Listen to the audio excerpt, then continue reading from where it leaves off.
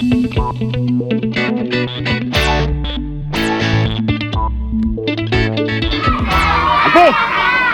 Api! Thank you! Thank you! Api, okay ha?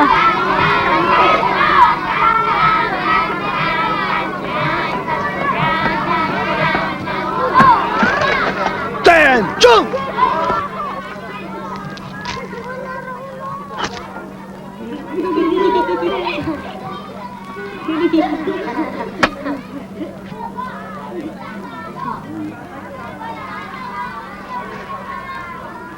Oh. Oh. Oh. Oh.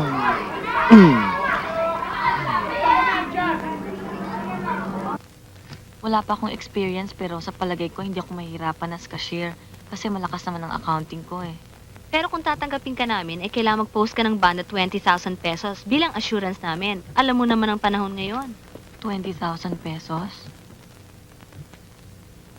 Hindi ko yata kaya yun.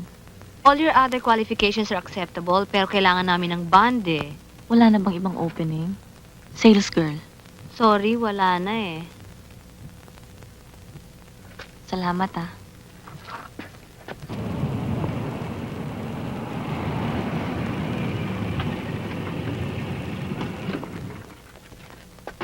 Sige, Ange. Ingat ka, ah.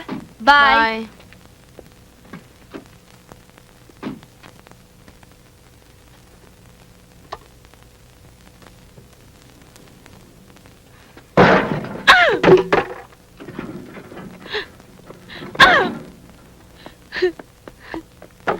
Angie?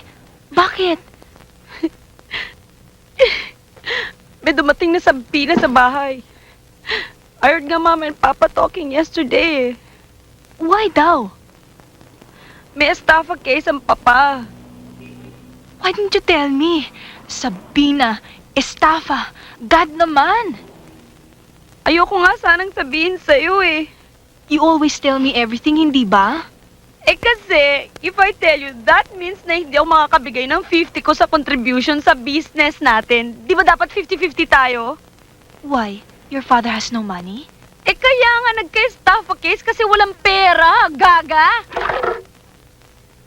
Eh di pahiramin kita. Eh di hindi na tayo 50-50. Babayaran mo naman, hindi ba? How can I pay you? Paano kita babayaran? Saan ako kukuha? Walang problema yon. Best friends naman tayo, hindi ba?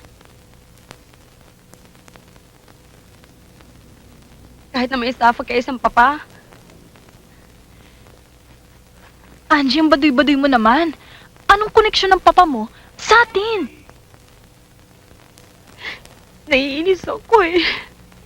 Nabubuisit ako. Gusto kong lumayas. I'm tired of them. Shh! Naiinis ako. Pare, okay na. Saan tayo?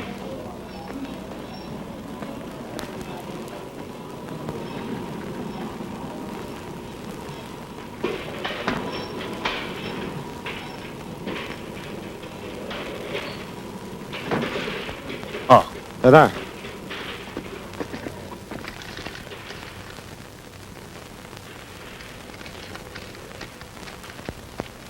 Okay. Eto boss, para kay Nonong. Okay. Pare, Geng, halika. oo nito. Pera yan, ha? Talaga. Hindi lang yan, Bilib pare. na ako sa'yo, ah. Bagong business to. O baka may sabit yan. Wala. Tawagan mo ako, ha? Tulad ng dati. Sige. Okay. Geng! Oh. Oh, baka naman meron kang maging customer ng taga-Bliss. Gusto ko sana makakuha ng unit dun, eh. Bliss, bakit?